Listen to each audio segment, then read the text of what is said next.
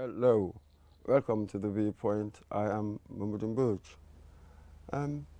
Going through the CV of today's guest, the first thing that hits you is that wow factor. You can't help but say wow. It packs quite a punch. Range of expertise. She has a whole range of expertise in different areas, be it communication and information, ICTs, culture, education, science, policy, technology and innovation, and youth. In fact, she's a member of the UNESCO Global Expert Panel on the 2005 Convention on Cultural Expressions. I think that's really the reason why she is in the Gambia, to help us design a strategy for implementing an endowment fund for the arts. She's a board chair of the African Tech and Creative Group, a network of sector leaders that are working to ensure that the Africa Continental Free Trade Area delivers value for African businesses. I'm sure we'll go into some of that. She also sits on the board of B Trust, an organization set up by Jay-Z, the musical megastar, and Jack Dorsey, co-founder and former CEO of Twitter, to support Bitcoin development in Africa. And in her previous roles, she's also served with the British Council, being the regional director for the Council's Sub-Saharan Africa Arts and Economy program. She's also worked on projects for the Swedish Arts Council, the World Bank, and a whole host of other national governments. Now, she is the managing partner of an expert community group, a pan-African network of creative economy experts called the Creative Economy Practice at Co-Creation Hub, described as Africa's largest innovation hub. Here I've got Ojoma Ochai. Welcome to the Viewpoint. Thank you so much for having me. I'm really pleased to be here. Absolutely. I'm with you, of course. This isn't your first time in the Gambia. You've been here before, or work related, but yeah. you've been here a few times. Indeed. That's it. So, how does it feel this time? You feel at home? It's always nice to come to the Gambia. The people are really friendly. It's really chilled. I live in Lagos, so coming from Lagos here, it's just like I can breathe because it's not as frantic. You know, people take their time. People stop and ask you your name and say hello, which is really nice. We don't have that in Lagos. And to be honest, we don't have that in many cities around the world. So it's always nice to come here. And it's funny, I also say it's easy to get around, which is when I say that, people say, oh, there's traffic. And I'm like, I'm from Lagos. This is nothing. So yeah, it's always good to be here. Yeah, but absolutely, true. So that's it. You came really to work with the National Center for Arts and Culture here to develop this endowment fund. So let's go a bit into that. What have you been doing since you came? Right. So I've been here for a week now, okay. And as you've said, I'm here to work with the National Center for Arts and Culture on an endowment fund for arts and culture. And the endowment is a provision of the Enabling Act of the NCAC. So that Enabling Act was from 2003. And in the Act, it provides for this fund, which will promote, support, and strengthen the arts and culture sectors of the Gambia. And so the NCAC had made an application to UNESCO to support them to operationalize that endowment fund. And UNESCO asked me to come and work with the NCAC to do it. Part of the reason why the NCAC asked me was because in 2019, I worked with the NCAC, also at the request of UNESCO, to do the Gambia's first quadrennial periodic report, which is a report that every country has to submit related to the 2005 convention. So I'd come to the Gambia twice in that instance to work with the NCAC to do the very first Gambian report. So that's why UNESCO asked me back the second time. But essentially, what I'm doing here, what I've done here for the last week, is mainly consultations. Because the way that UNESCO works and the way that the expert panel works is I may have experience in developing policies, but at the end of the day, a policy is only as good as the way it fits the context or the people that it is written for. So I can share experiences, but at the end of the day, it has to be a Gambian fund for Gambian people, by Gambian people. So I've been doing a lot of consultations and really facilitating the NCAC to think through how they might operationalize this fund. And so we've been thinking and talking to stakeholders. We had a workshop on Tuesday with about 50 stakeholders from all of the arts sectors: performing arts, visual arts, film, music, fashion. And the stakeholders were representatives from unions, from associations, they were private sector people, you know, so a whole range of stakeholders. And the discussion that day was just, one, to share with them examples of other endowment funds from around the world. And I shared two specific examples. I shared the model for Namibia in Southern Africa, and I shared the model for the United States, which is probably the biggest arts endowment fund in the world. And my reason for sharing those two was to give, one, an African context that's relevant, because Namibia is similar population, you know, and with a similar institution like the Arts Council in Namibia is the equivalent of the NCAC here. So I shared those experiences, and we've now come up with the sort of core content of what that regulation might look like. And so over the next few weeks, we'll get further inputs from stakeholders, and we will submit the draft regulation in a couple of months to the minister. I also met the Minister for Culture while I was here, and he has assured us that he's very committed to making sure that that regulation gets passed for the benefit of the arts and culture sector in the Gambia. So that's what I've been up to. Absolutely. But when I say here, endowment fund, what are the key features? What are we talking about? Right, good question. So the way that it has worked is the NCAC Act, so the law that enables the NCAC, has set some parameters already, right? It says this endowment fund will be a fund that is given to artists to support their work and strengthen their work. It has provisions around things like how the fund should be administered. And so what the regulation is trying to do is set the actual parameters for, okay, how much will we give to people? What's the process through which people can access the funds? How do they apply? Who makes the decisions about, you know, who gets the money? How do we report on the monies that have been spent? You know, what does the team look like that manages the fund? How is the fund funded as well? You know, so it's all of those details. That's what we need to think through to go into the regulation. But an endowment fund is essentially a pot of money that is given out to people who are working in whatever sectors the fund is focused on. In this case, arts and culture, and all of the sectors of arts and culture. So music, film, fashion, design, you know, gaming, and all of those sectors. So ultimately, when it's passed, the expectation is there will be a pot of money that if you're working in these sectors, you can go and apply for capacity building, for travel. If you want to travel to a trade fair abroad or something, you can apply to do a project in any of these sectors. You apply, you get a grant to an amount that has been stipulated in the regulation, and then you spend it to do the thing that you said you were going to do, and then you report back to the fund. So very simply, that's what an endowment fund is meant to be able to do. Exactly. But when we look around Africa, I'm sure you've seen quite a few. How do they fare? How are these endowment funds working to expectation? I'm sure the picture would be asymmetrical. Some would be doing all right and others perhaps not so all right. Just give us your experience of these funds. Yeah. So the first thing to say is endowment funds are just one way of funding the arts and culture sector. And so some countries don't have endowment funds, but they have other mechanisms through which they fund arts and culture. So Nigeria, for example, where I come from, even though there's a provision for an endowment fund, I don't believe, at least not in my lifetime, not that I know, but I don't think we've ever had an endowment fund for the arts. There are other ways that government funds and supports, but Namibia certainly has one. Burkina Faso has one. South Africa has multiple funding sources for the arts. So there are various endowment funds, and as you said, they fare quite differently.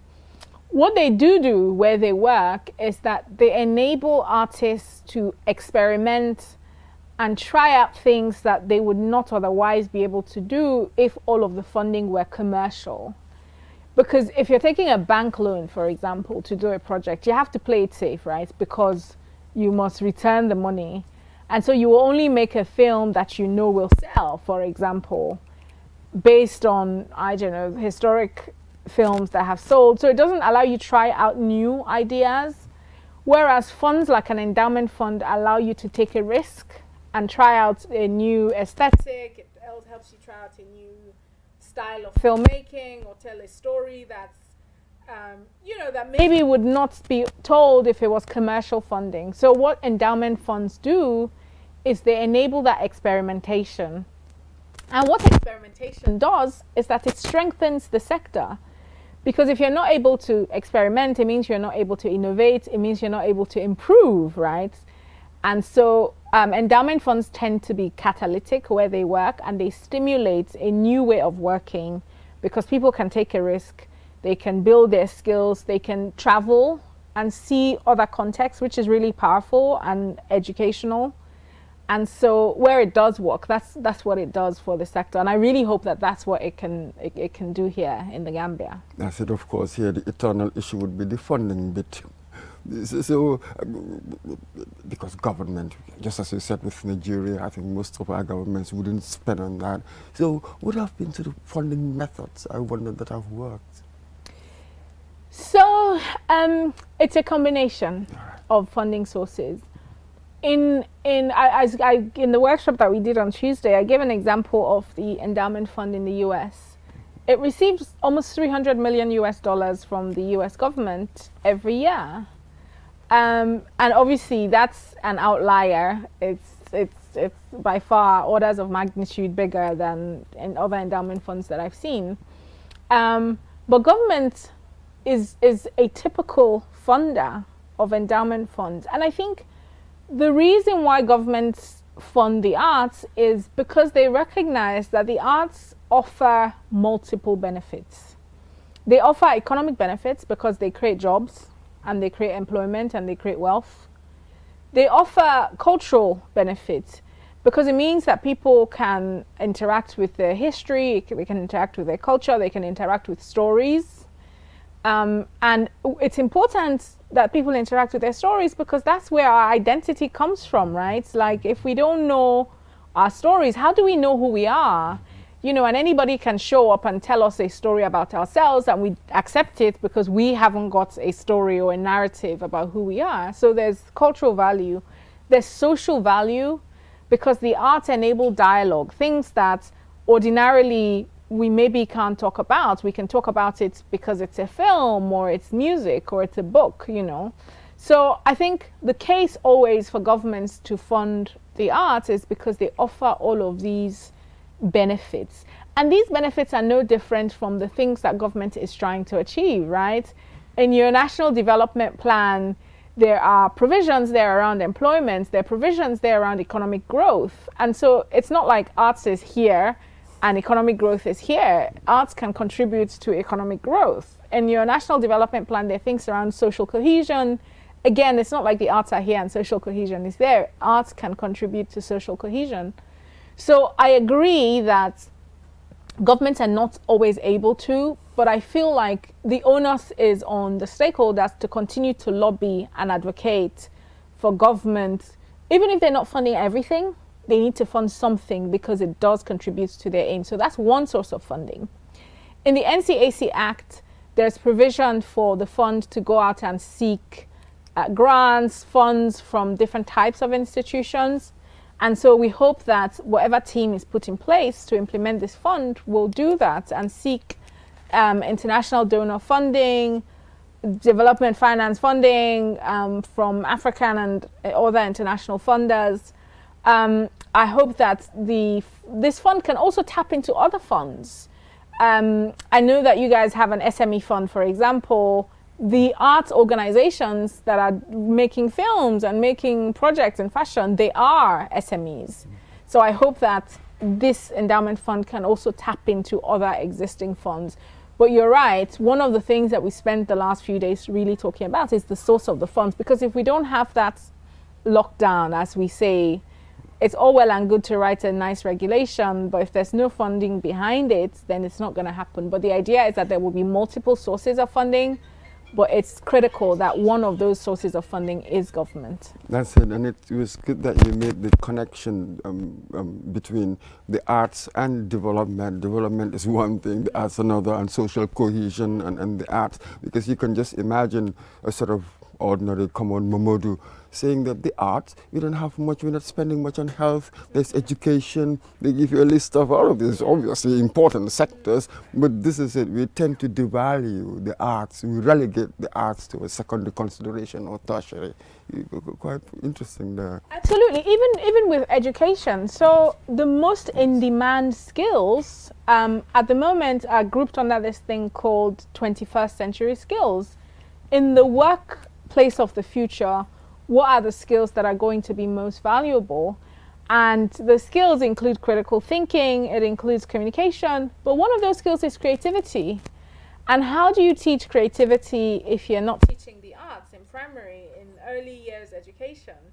And so we're moving towards a world where if you're not creative, if you don't have critical thinking skills, which you can get by participating in artistic and creative activity, you're not going to be able to function in the world of work.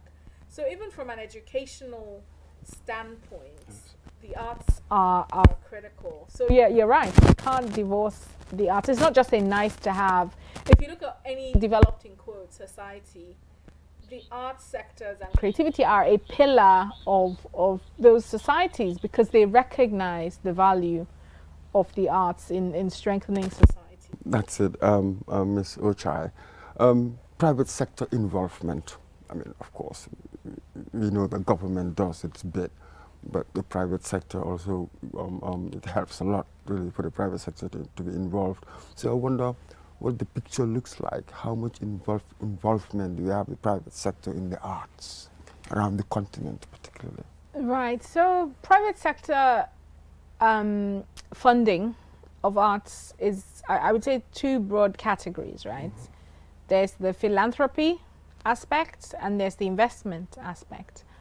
In terms of philanthropy is money that people are giving because they believe in something and they're willing to put their money to support that cause.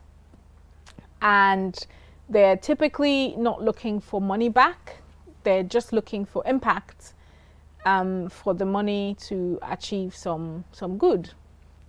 On the continent, there's a lot of research that shows that philanthropic giving goes mostly towards sort of basic human needs like food or healthcare or things relating to crises, refugees or internally displaced people. So those really fundamental amenities that communities don't have, there's a lot of philanthropy that goes towards that. And then there's religious philanthropy. I think the size is, I think it's $1 trillion I saw somewhere that goes into religious philanthropy on the continent, which is mind-blowing. And so you're right that philanthropy does, some philanthropic giving needs to go towards the arts because of the value that they create. And again, I don't think it's either education or arts, or it's either religion or arts. I feel like it's a question of how do some of these monies go into the arts to achieve the impact that the philanthropic money wants to achieve, right? If philanthropic money is going to education, arts education is education, right? Creativity as a critical skill for the world of work is the arts, right? And so, again, it's important not to view the arts as a separate thing that's not contributing to the impact that people want to achieve. So I feel like there's a role there for advocacy for philanthropic giving to go towards arts and culture. in terms of investment, there are two things with investment. There's the demand for investment and there's the supply of investment. And the demand for investment, unfortunately, in the arts sector is at a point where while there's demand, there isn't a lot of investment readiness. Because an investor wants to put their money in something and they want to get their money back. It's different from philanthropic giving, right? And if they're not clear about how they're going to get the money back, then they're not going to put their money in it now, are they? And how do they know that they'll get their money back? They know that they'll get their money back if there's protection for intellectual property, and therefore people can maximize the money they make from their intellectual property. They know they'll get their money back if there's distribution, and they know that if you make a film, 1 million people will watch the film and they will pay $2 and I will get $2 million back, and that's why they will put money into it. So there has to be distribution. There has to be the infrastructure to track the flows of money. So all of these things need to be in place for private capital to go into the arts and culture. Unfortunately, this brings us back to government. If the protection for intellectual property does not exist, then it's a disincentive for investors to put their money into the creative sectors. There is an opportunity for private capital to go into the infrastructure, because that in itself is value generating.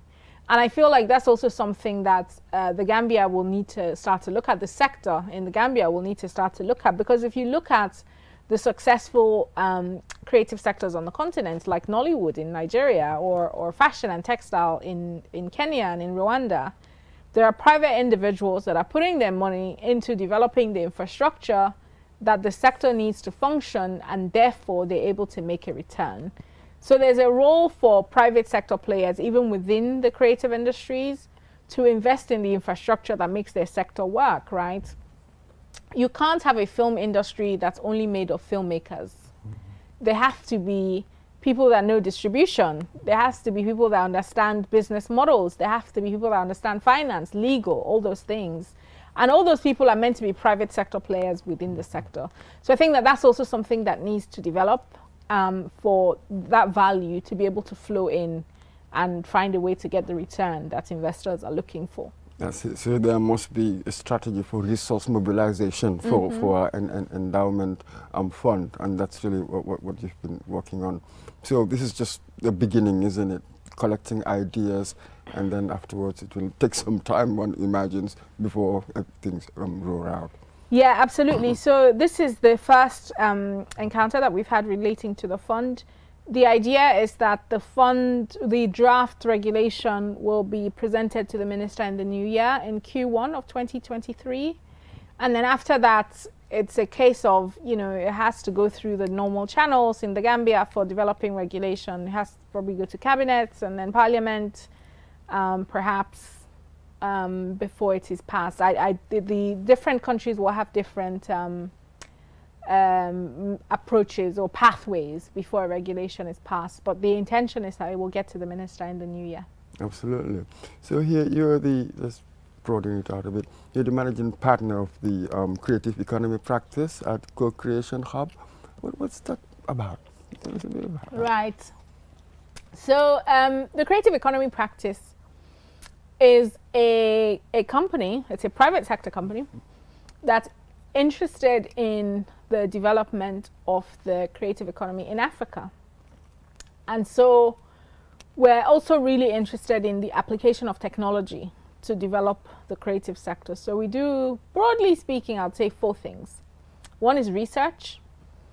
And so we do studies on different creative sectors. We're currently doing something called Cultural Vibrancy Index, which is an index that we're piloting in 12 cities in Africa.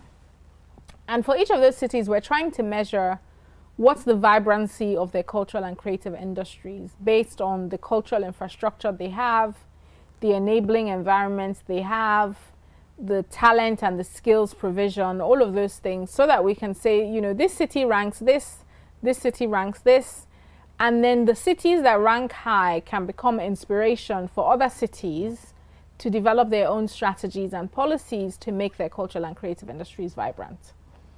The project is funded by Africa No Filter, which is a donor collective that funds work that enables and advances narratives about Africa, and the British Council.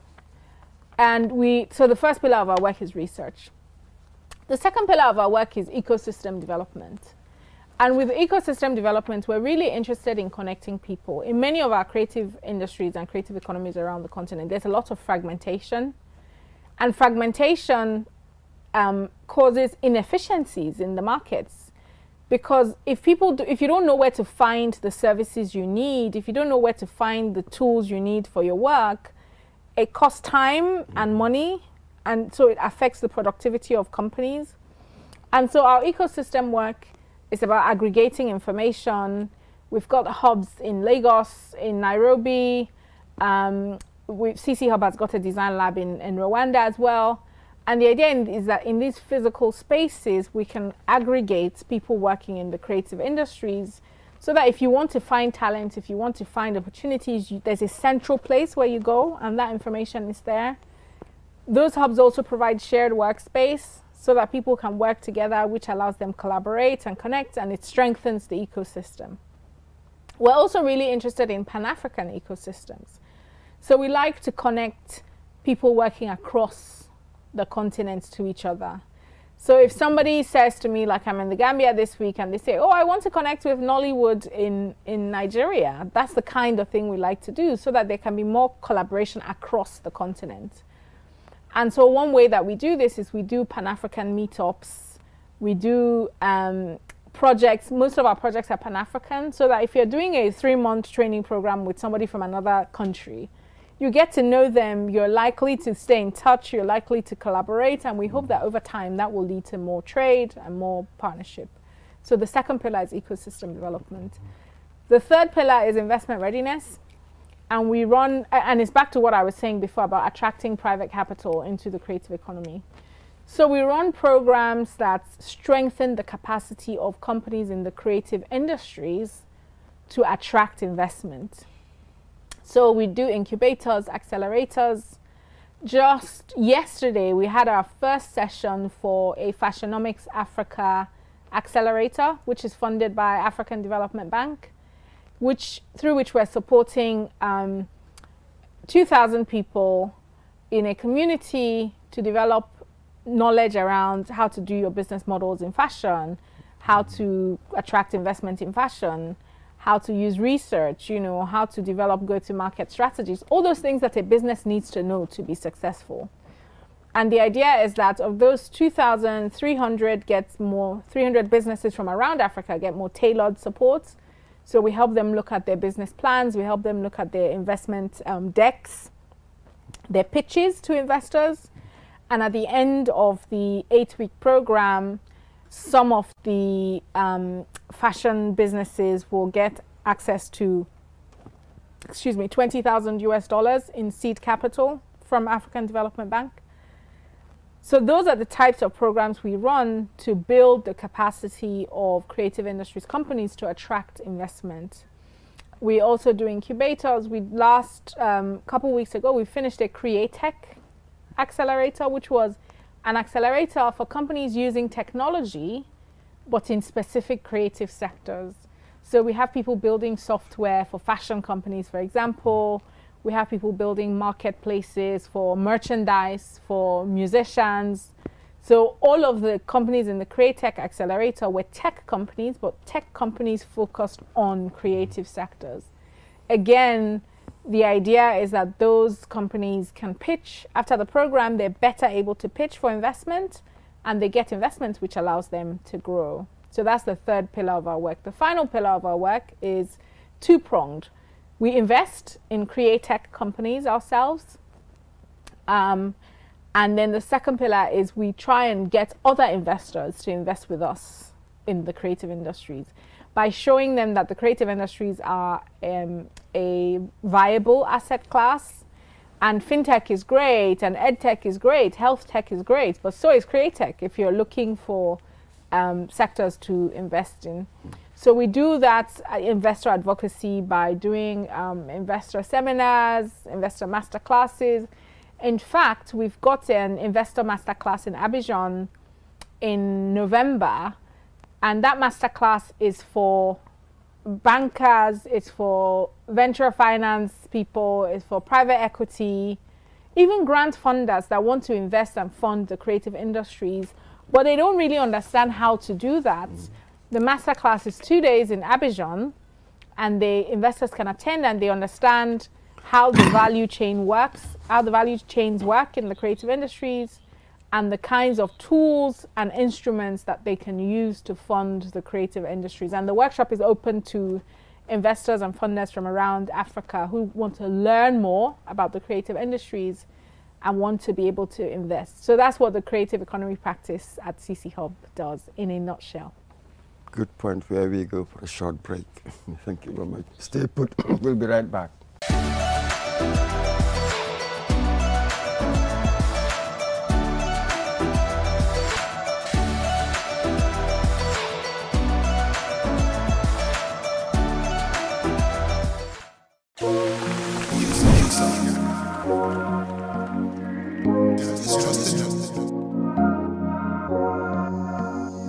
As the fastest growing GSM company in the Gambia, QCell has the widest 4G plus coverage in the country, 3 times faster internet speed than our competitors. So switch now and dial *335# and enjoy what true 4G feels like. QCell, the Gambia's trusted network.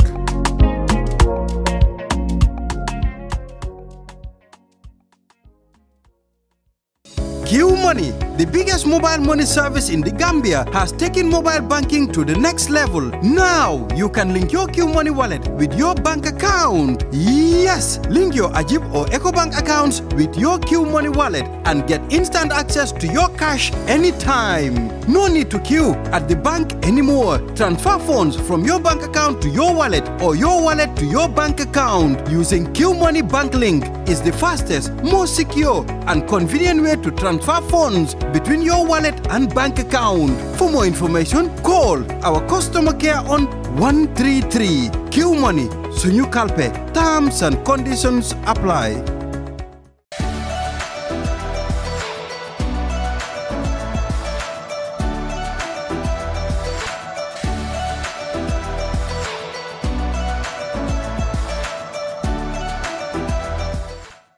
Hello, welcome back to the Viewpoint. My guest today is Madam Ojoma Oshai from Nigeria. She's here as a UNESCO expert to help the National Center for Arts and Culture develop an endowment fund. Here we're talking mainly about endowment funds and the creative economy, as it were. Recently, our country here, we created a new ministry called Digital Economy, as it were. So we keep talking about how we need to digitalize, and all the rest of it. But infrastructurally, even basic stuff are not in place, isn't it? Do you find that's a huge hindrance with the sort of digital economy that you're talking about here? The digital economy is an interesting one. Infrastructure is certainly the backbone of the digital economy. So broadband connectivity is critical. Devices are critical. So it's one thing to have internet, it's another thing to have computing power to use the internet to develop applications or write new programs. Skills and talent is another massive factor in terms of the digital economy. And so all of those things need to be in place for the digital economy to flourish. And there are challenges, no doubt. However, I don't think there's any country that is at zero, right?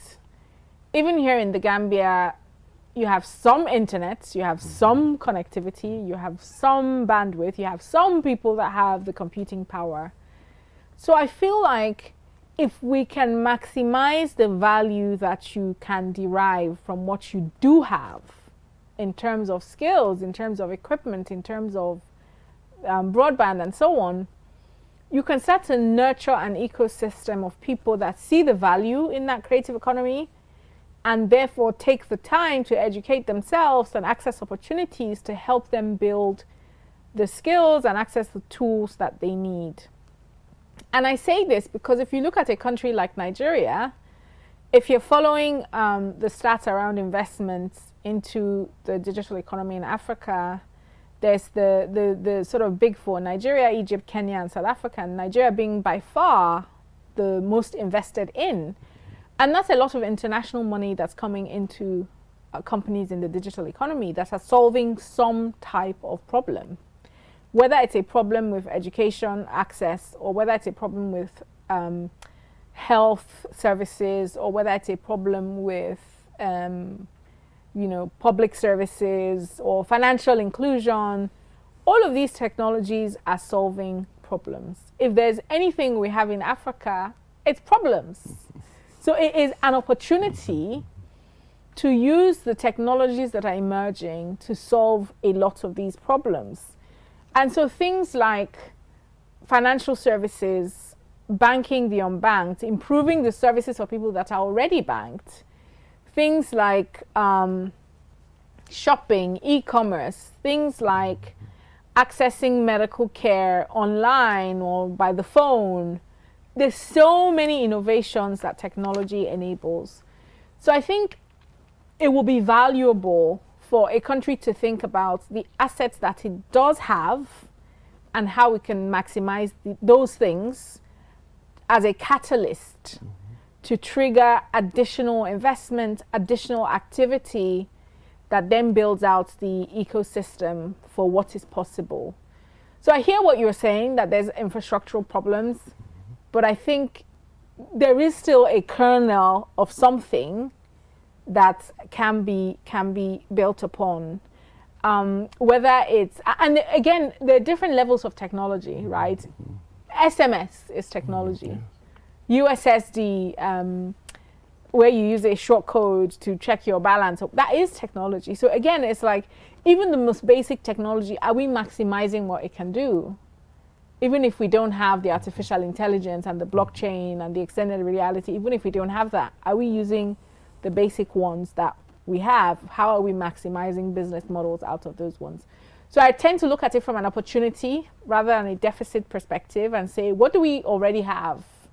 How can we leverage that to build on top of that and build the digital economy that we want to see? That's it. And I suppose this would be very important in the Africa Continental Free Trade Area, isn't it? Which I know that you've been working on with other countries to see how they can benefit businesses. I wonder, share your experiences of how countries can prepare to really benefit from this free trade agreement. Yeah. So the Africa Continental Free Trade Area, we started this group back in 2019, even before the agreement was went into effect.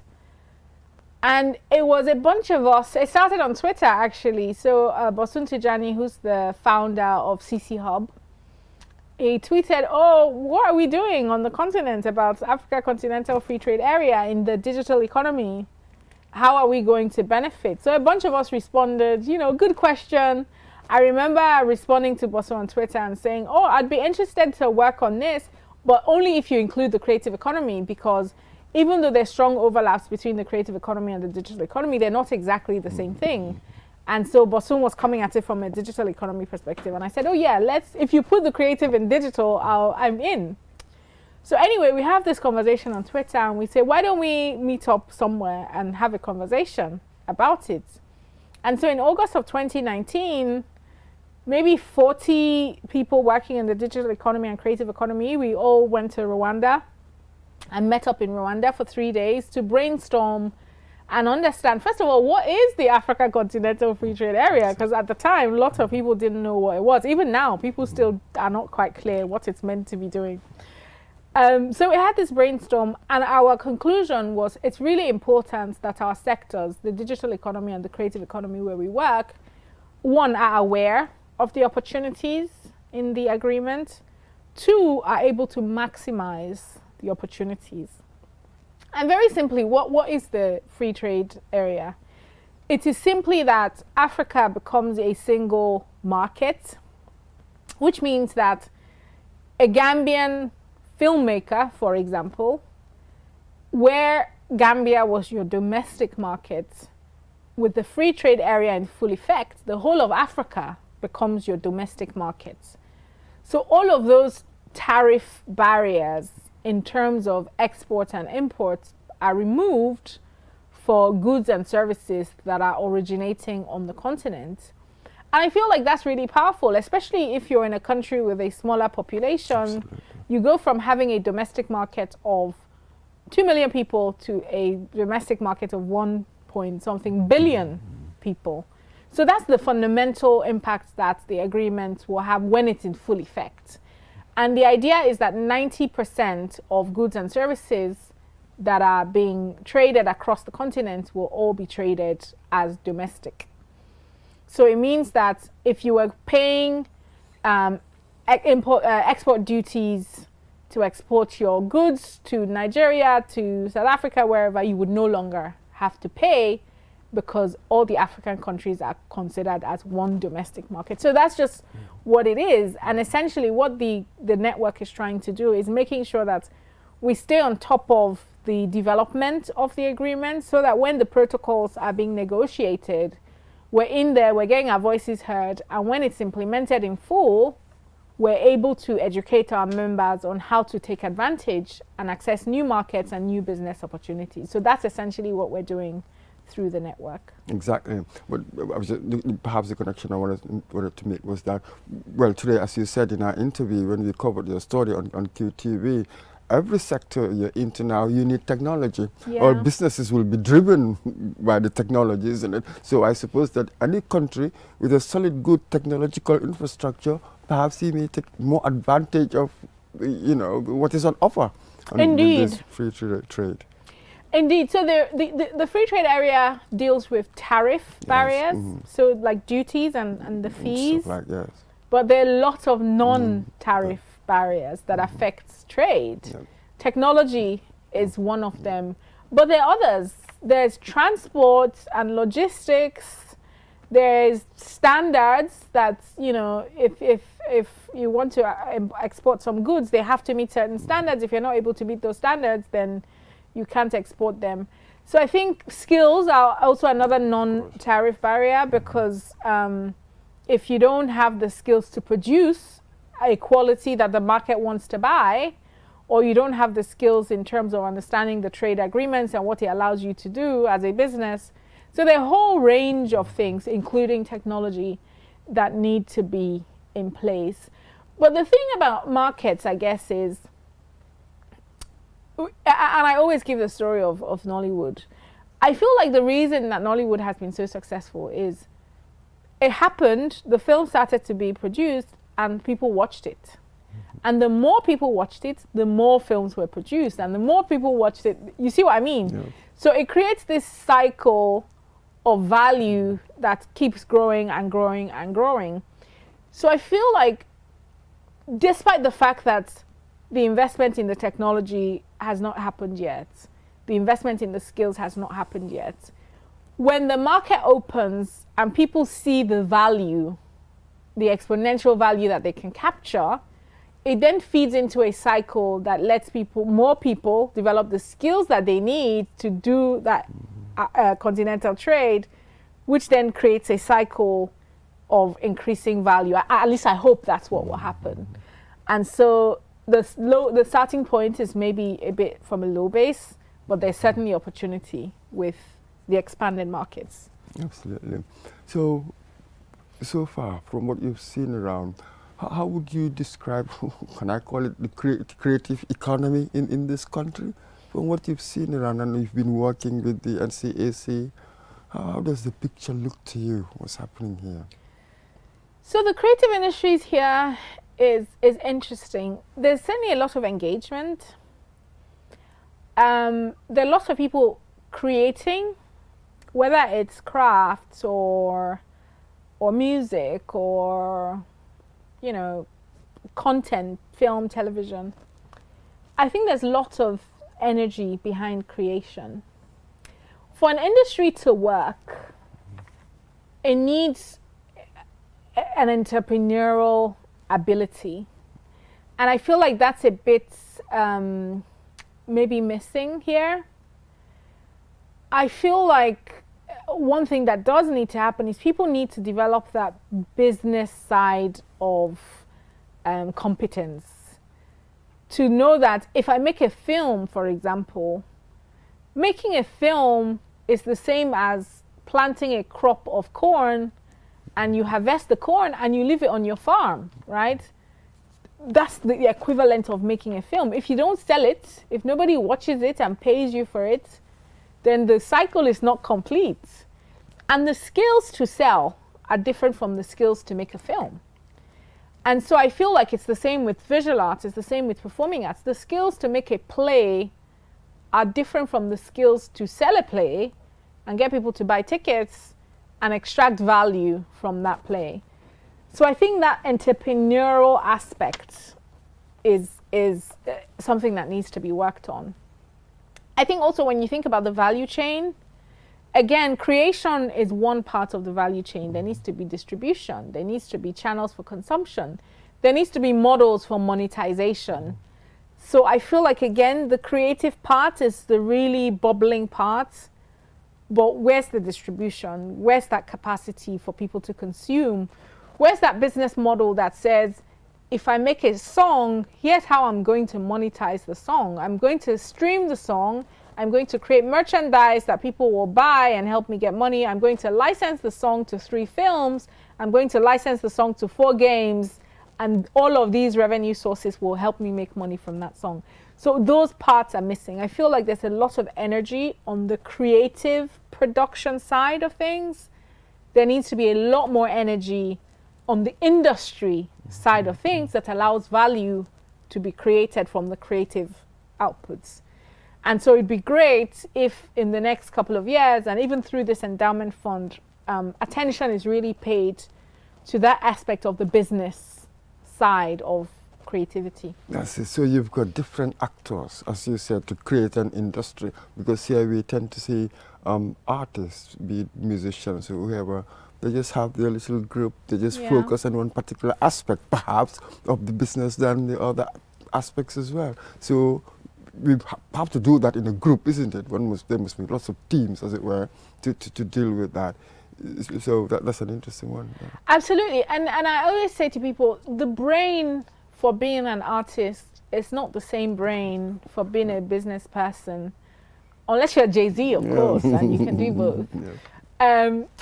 But most people will have one of those brains. So it's not even about saying the artist must be able to be a business person. It's about the artist being able to recognize that if they're building a business, it's a different thing if you just want to be an artist and you want to create. That's perfectly fine. There's nothing wrong with that. But if you're trying to build a business, you need to understand as an artist that strategy, business modeling, financial management, IP management, legal, all those things are a different set of skills. And while you're starting up, it may not be easy to hire people to do those things, but that's where partnerships come in, right? I was speaking on our Fashionomics Africa Accelerator yesterday, on Tuesday, and I was saying to people, when you're starting out in your career as a fashion entrepreneur, for example, and you're trying to do your business strategy, look for somebody else that's starting out in their business strategy career, right? Go to your local university. Who are the final year students there that are doing business strategy? You have something to offer them in that you can work on my business, you build your CV, and it will help you get hired in a big company maybe, and I will get value because you've been taught this thing, right? Or if you're a fashion designer and you're looking for somebody who understands sales, look for somebody that's starting out in sales, right? And partner with them so that it's like an exchange of skills, even if you can't pay them. And it doesn't mean people will say yes, right? It doesn't mean the first 50 people that you ask will say yes. They'll probably say no. But you have to keep asking and trying to develop those partnerships, because as an artist, you certainly can't do it alone. If you're looking to grow a business, you can't pay. So you have to figure it out. And partnerships is, unfortunately or fortunately, the only way that you can do that. That's it. Earlier on, you talked about Nollywood I mean, people just started producing films, and then suddenly the demand was going up. I wonder, was there anything, or perhaps a number of factors that really stimulated it? I wonder, what do you think? What really stimulated that? Can we learn lessons from what happened there? Something it's like interesting, that? yeah. What stimulated Nollywood? I think it was a number of factors that came together. And entrepreneurialism is certainly one. Just that spirit of wanting to sell something that people want to buy.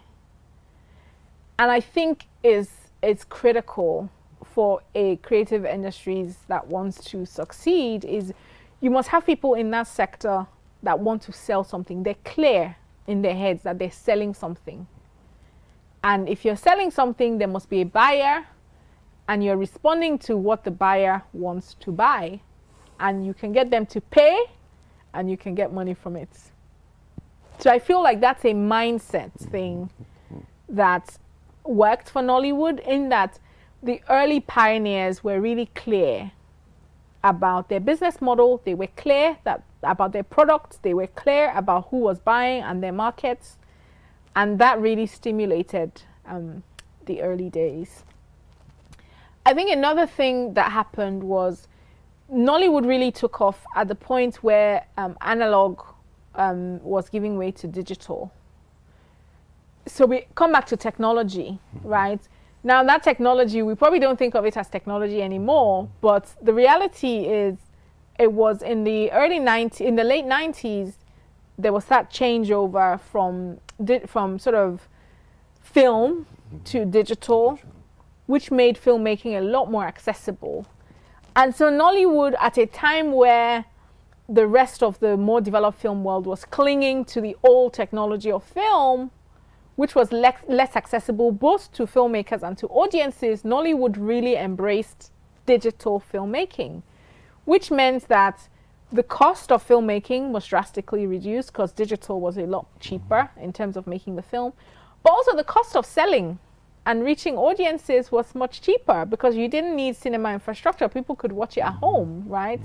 So I think also technology did play a role, but we're so used to that technology now that we don't think about it as technology anymore, but it definitely played a role in terms of Nollywood. Another thing that I think played a role was that Nigeria has a massive diaspora community. So not only were people watching the films at home, they were watching it in the US, in Europe, in Asia, Nigerian diaspora, because there's loads of them. And in the countries where they were kind of network effect, because then Nigerians are watching it, then other Africans are watching it, then other people are watching it. So I think it was a number of factors that coalesced at the same time. But I think it was mindsets, technology, diaspora, and a local audience. You can never underestimate a local audience. Nigerians consume Nigerian content. And so that's also a critical thing. If you guys don't consume your own content, then it's never going to travel, because if it's not good enough for you, why is it good enough for me? I'm not from here. You see what I mean?